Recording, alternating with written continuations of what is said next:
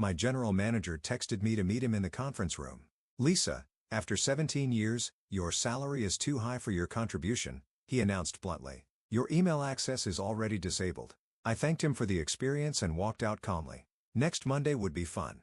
Need to see you in the conference room. The text from Derek Wilkins appeared on my phone without any context or greeting. My stomach tightened as I read it, though I couldn't pinpoint why. After 17 years at Haven Mart's flagship store in Sacramento, I'd received countless meeting requests, but something about this one felt different. My name is Lisa Romero. And at 51, I had become something of a fixture at Store 137. I started as a floor associate when my daughter was in elementary school, gradually working my way up to senior operations lead. I trained half the current staff, restructured our inventory systems to reduce shrinkage by 18%, and helped our location consistently rank in the top 5 for the Western region. I locked my office and walked toward the conference room, nodding at Jamie in electronics, who was helping an elderly customer choose a tablet. He gave me a thumbs up. We'd implemented a new training protocol last month that had boosted his department's customer satisfaction scores. The conference room door was closed, which was unusual for our open-door culture. When I entered, Derek was standing near the window, his arms crossed. Beside him sat Patricia from Human Resources, her expression carefully neutral. A folder lay on the table between them. "Take a seat, Lisa," Derek said without looking at me. At 36, he'd been our general manager for just under 2 years, brought in as part of the company's Fresh Perspective initiative. I sat down, folding my hands in my lap. "Is everything okay?" Derek finally turned toward me, his face a mask of corporate detachment.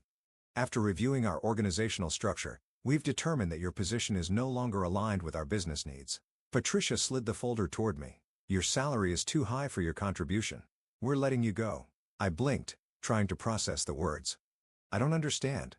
My last performance review was exemplary." "The decision has been made," Derek said flatly. "Your email access has already been revoked. Patricia will walk you through the exit paperwork." The conference room suddenly felt too small, too warm. 17 years of dedication, of coming in early and staying late, of missing family dinners to handle inventory crises reduced to a dismissive conversation that lasted less than 5 minutes. Yet as I looked at Derek's face, not quite meeting my eyes, his fingers tapping nervously against his arm, I felt an unexpected calm settle over me. There was something he didn't know, something that transformed this moment from tragedy to irony. I simply smiled, signed the exit form Patricia pushed toward me, and said, "Thank you for the experience." Then I walked out, leaving Derek visibly relieved that I hadn't caused a scene. He had no idea what Monday would bring. 2 weeks earlier, I had received an email from Vanessa Torres, the Vice President of Regional Operations. "We'd like to discuss your future with Haven Mart," it read. I assumed it was about the inventory management system I developed, which had been implemented in several stores across the state. When I arrived at the corporate headquarters in San Francisco, I was surprised to find not just Vanessa, but also Jeremy Phillips, the Chief Operations Officer, waiting for me. "Lisa," Vanessa began, "we've been watching your work for some time. The efficiency initiatives you've spearheaded at store number 137 have caught our attention." Jeremy nodded. "Particularly impressive is how you've managed to train and retain staff in an industry known for high turnover. Your location has the lowest attrition rate in the entire Western Division." I'd never thought of my work as particularly remarkable. I simply did what seemed logical: treat people with respect, identify inefficiencies, and implement practical solutions. "We're restructuring our regional leadership," Vanessa continued. "And we need someone who understands both the operational and human elements of our business. Someone who can transform our other locations the way you've helped transform store number 137. We'd like to offer you the position of regional director," Jeremy said, sliding a folder across the table. "You would oversee all 15 locations in Northern California, including Sacramento." I opened the folder, scanning the job description and the salary figure, nearly double what I was currently making. My hand trembled slightly as I flipped through the pages. "This would mean supervising all current general managers in the region," Vanessa added, "including Derek Wilkins." I looked up, meeting her eyes. There was a knowing look there, an unspoken acknowledgement. Derek's reputation for taking credit for others' work and pushing out experienced staff had not gone unnoticed. "We've seen how he operates," Jeremy said quietly, "and we've seen how you operate. The contrast is illuminating."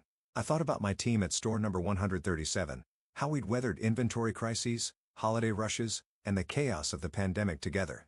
I thought about the young associates I'd mentored who now held management positions throughout the company. "When would you need an answer?" I asked. "Take the weekend," Vanessa replied. "But we'd like you to start as soon as possible. The regional office is here in San Francisco, but you'd be traveling to all locations regularly. I drove back to Sacramento that evening, the offer letter tucked safely in my bag, a mixture of pride and vindication warming my chest.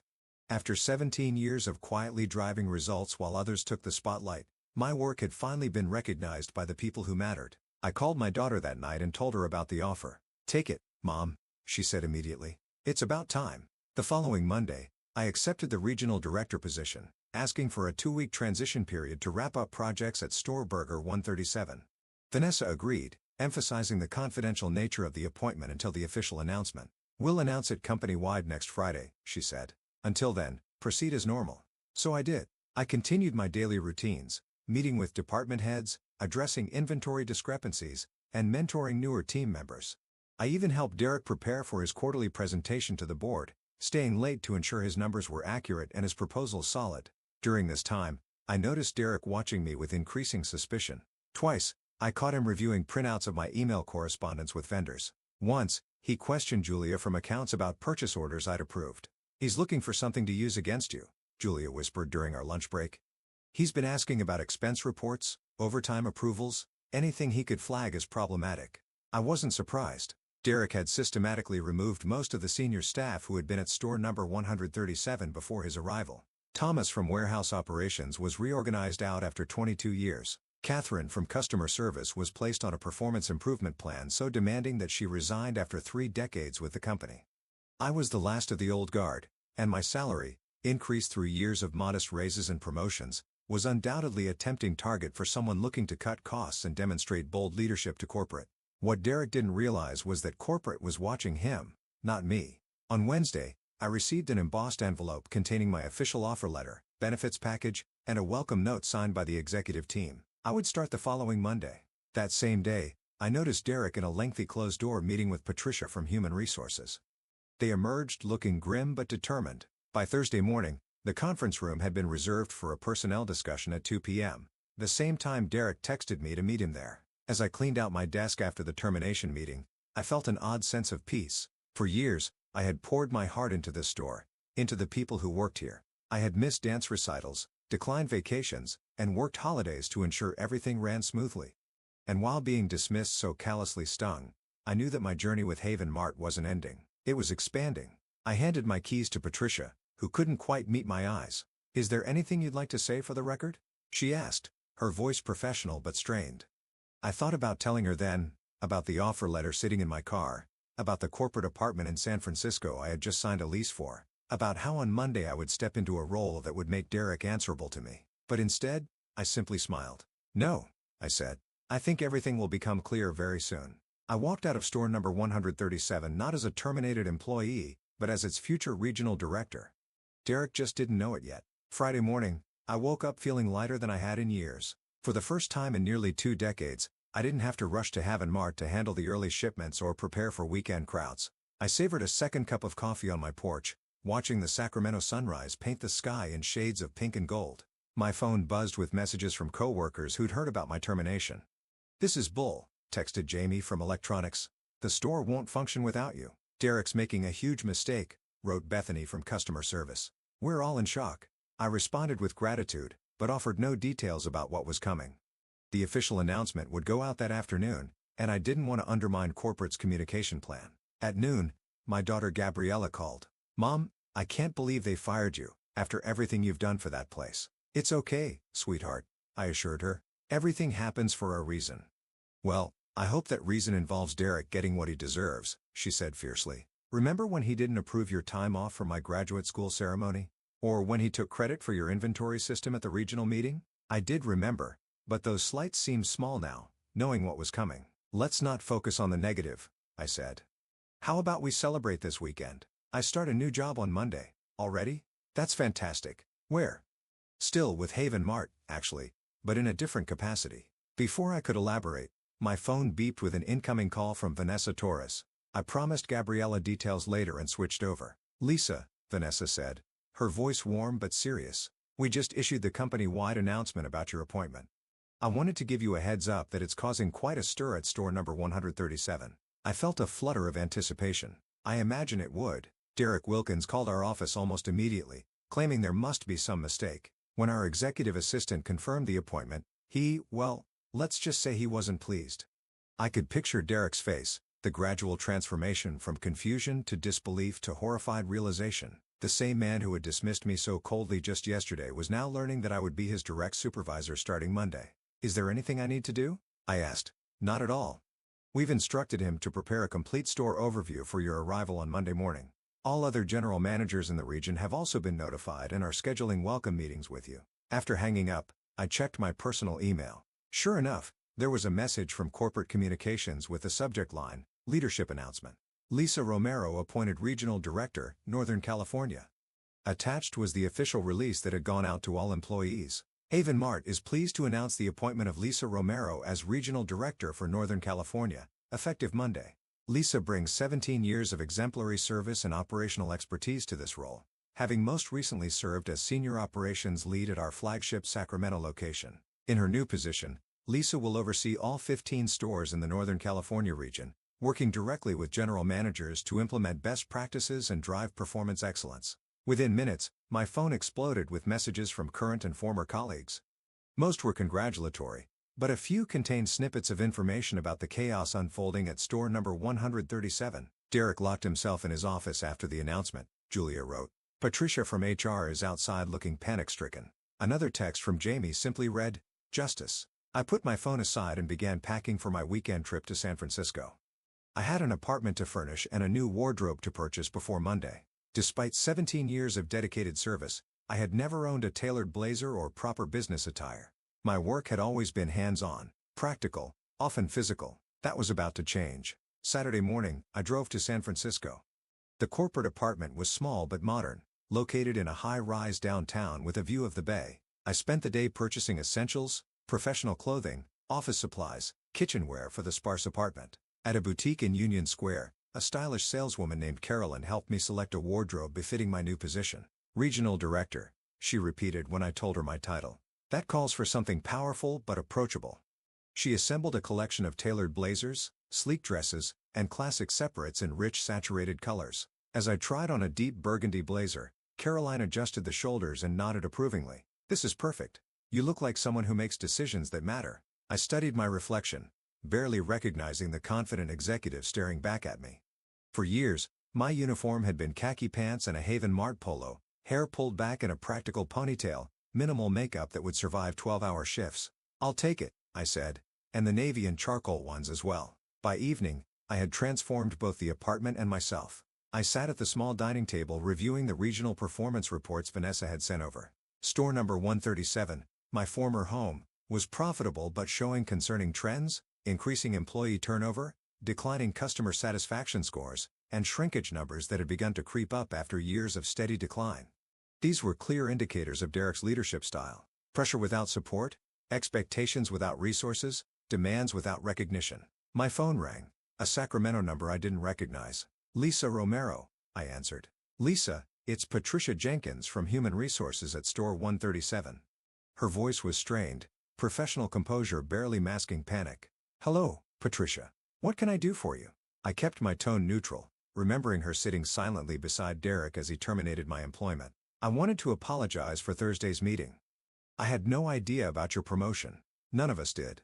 I understand. You were doing your job. Yes. But she paused. If I had known that I was about to become regional director, would that have changed how the termination was handled? The question wasn't accusatory, merely pragmatic. Her silence was answer enough. Monday will be a fresh start, I said finally. I'm looking forward to working with you in my new capacity. Of course, she replied quickly. Derek has called an emergency leadership meeting for Sunday to prepare for your arrival. He's quite concerned about making a good impression. I smiled to myself, imagining Derek frantically attempting to rewrite the narrative of our professional relationship, coaching the team on what to say and what to hide. There's no need for special preparation, I assured her. I know store number 137 better than anyone. My goal isn't to catch people off guard, but to help every location succeed. After hanging up, I received a text from another unknown number. This is Derek Wilkins. Can we meet before Monday to discuss the transition? I considered my response carefully. Part of me wanted to ignore the message, to let him stew in anxiety until our official meeting, but that wasn't the leader I intended to be. Good evening, Derek, I typed. All general managers will have one-on-one meetings with me during my first week. I've reserved Monday 9 a.m. for store number 137 as noted in the calendar invitation from Regional Operations. Please prepare the quarterly performance overview, staffing assessments, and loss prevention reports. See you then. Professional. Clear. Direct. No trace of resentment or triumph despite the sweet vindication coursing through me. I put my phone away and returned to the reports. Success would be my revenge. Not just personal success, but creating an environment where every employee had the opportunity to thrive, something Derek had systematically dismantled during his tenure. Monday would be about more than just seeing Derek's face when I walked in as his new boss. It would be about beginning the process of rebuilding what he had broken. Sunday evening, I received a call from Vanessa. "How are you feeling about tomorrow?" she asked. "Prepared," I answered honestly. "I've reviewed all the regional data and identified key areas for improvement at each location." "That's why we hired you," she said with approval. "But I'm more curious about how you're feeling about store number 137 specifically, about facing Derek." I considered the question. Throughout the weekend, colleagues had been feeding me information about the frantic atmosphere at the store. Derek calling in team leads for emergency meetings, ordering a deep clean of the facility, even attempting to retroactively document decisions that had led to my termination. "I'm not approaching tomorrow as personal," I said finally. "Derek made business decisions he thought were in his best interest. Now I'll make business decisions in the best interest of Haven Mart and its employees." "Professionally answered," Vanessa noted. "But off the record, it must feel pretty satisfying." I allowed myself a small smile. I won't deny there's a certain poetic justice to the situation. After we hung up, I laid out my outfit for the morning: the burgundy blazer, a cream silk blouse, tailored black pants, and leather heels that added 2 inches to my height. Professional armor for a pivotal day. My phone buzzed with a text from Gabriella. "Knock them dead tomorrow, Mom. So proud of you." I slept soundly that night, more at peace than I had been in years. Monday morning arrived with fog hanging over San Francisco Bay. I dressed carefully, applied subtle makeup, and styled my hair in a sleek bob rather than my usual practical ponytail. The woman in the mirror looked confident, authoritative, ready to lead. The drive to Sacramento took longer than expected due to traffic, but I still arrived at store number 137 10 minutes before our scheduled meeting. I parked in the visitor section rather than my old spot, gathering my leather portfolio and taking a deep breath before exiting the car. As I walked toward the entrance, I noticed several employees watching through the windows, some whispering to each other, others outright staring. Word of my arrival had clearly spread. Jamie was stationed by the door, his eyes widening as he took in my transformation. "Wow, Lisa. Miss Romero. You look amazing." "Thank you, Jamie. How are things inside?" He grinned. "Tense. Derek's been in the conference room for an hour already. Patricia's stress-eating donuts in the break room." I nodded, maintaining my professional composure despite the amusement bubbling inside me. "I'll head straight there then." The store looked different somehow, not physically changed, but altered by my new perspective. For 17 years, this had been my world, my responsibility. Now it was just one of 15 locations under my supervision. As I walked through the main floor, employees stopped what they were doing to watch. Some nodded respectfully. Others gave subtle thumbs-up signs or knowing smiles.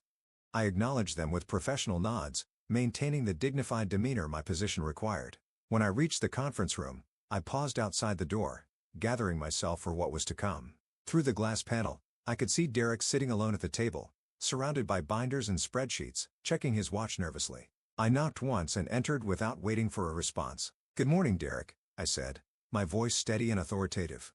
He stood abruptly, his face draining of color as he took in my appearance, no longer his subordinate in a company polo, but his superior in executive attire. "Lisa," he stammered, "thank you for coming." "That's Regional Director Romero," I corrected gently, extending my hand. "Shall we begin?" The meeting began with Derek attempting to control the narrative. He had prepared an elaborate presentation highlighting store achievements, many of which were initiatives I had personally developed before my termination. "Under my leadership," he began, clicking through a slide showing improved inventory metrics, "store number 137 has implemented revolutionary tracking systems that have reduced shrinkage by 18%. I allowed him to continue, noting how he carefully avoided mentioning my contributions. When he finished the overview, I opened my portfolio and removed a single sheet of paper. "Thank you for that presentation," I said evenly. "Now I'd like to discuss the termination of a senior operations lead with 17 years of experience executed without corporate approval or proper documentation." Derek's confident facade cracked. "I can explain." "I'm sure you can," I interrupted, still calm. "But first, I'd like you to explain these numbers." I pushed a report across the table. Turnover rates at store number 137 under his management, showing a dramatic increase in departures among experienced staff. We've been restructuring, he said weakly. Restructuring typically doesn't result in losing your most knowledgeable employees right before holiday season. I removed another document. Or in customer satisfaction scores dropping 15 points in 18 months. Derek's eyes darted to the door as if considering escape. Let me be direct, I continued. Avonmart values leadership that builds rather than dismantles, that nurtures talent rather than discarding it when it becomes inconvenient or threatens one's authority. I closed my portfolio. You have two choices, Derek. You can submit your resignation, effective immediately, with standard severance, or you can commit to a comprehensive performance improvement plan under my direct supervision with weekly evaluations and clear benchmarks for progress. The irony wasn't lost on either of us. I was offering him the same ultimatum often used to push out experienced employees. Derek swallowed hard. I'd like to explore the improvement plan option. I nodded, revealing nothing of the satisfaction I felt. Then we have a lot of work to do. Let's begin with how you plan to rebuild the team you've systematically dismantled. Over the next month, I divided my time between all 15 Northern California locations, but paid special attention to store number 137. Derek, now under intense scrutiny, struggled to adapt to a leadership style that valued transparency and collaboration over authority and control. During our weekly one-on-one meetings, I addressed every aspect of his management approach. Your team doesn't trust you, I told him candidly. Trust is earned through consistency, honesty, and genuine support, not fear. Derek nodded stiffly, unable to meet my eyes. I understand. Do you? Because understanding requires empathy, Derek. It means recognizing that every associate, regardless of their position, contributes value to this organization. I implemented changes that directly countered his previous approaches. We rehired Thomas from warehouse operations, bringing back his 22 years of expertise. Catherine from customer service returned as a trainer for new associates. Most importantly, I established anonymous feedback channels so staff could report concerns without fear of retaliation. Throughout this process, I maintained absolute professionalism. I never mentioned our previous history, never alluded to his role in my termination, never allowed personal satisfaction to influence business decisions. By the 6th week, Derek requested another private meeting. I'd like to tender my resignation, he said, sliding an envelope across the desk. I've been offered a position with another company. I accepted the envelope without opening it. I wish you success in your new role. That's it? He asked, seeming almost disappointed by my measured response. Did you expect something more dramatic? I asked, allowing myself the smallest smile. He shook his head, a flush creeping up his neck. No, I just thank you for the opportunity to improve, even if I didn't ultimately succeed. Growth isn't linear, Derek. Perhaps this experience will inform your approach to leadership in the future. As he left my office, his shoulders slumped in defeat. I felt no triumph, only the quiet satisfaction of a system rebalancing itself. The next day, I recommended Jamie from electronics for the interim general manager position. His empathetic leadership style and operational knowledge made him the perfect candidate to heal the fractured culture Derek had created. Are you sure I'm ready? Jamie asked when I presented the opportunity. I've been watching you for years, I told him. You lead by example, listen before deciding, and put people before profits while still delivering results. That's exactly what store number 137 needs right now. 2 months into my role as regional director, all 15 Northern California locations showed improvements in key metrics. But the most satisfying transformation was at store Darwa 137, where employee morale had rebounded dramatically, taking customer satisfaction scores along with it. I never needed Derek to admit he was wrong. The results spoke for themselves. As I sat in my office overlooking San Francisco Bay, I reflected on the journey that had brought me here. 17 years of dedication, 1 afternoon of dismissal, and now a position where I could ensure others wouldn't face the same treatment.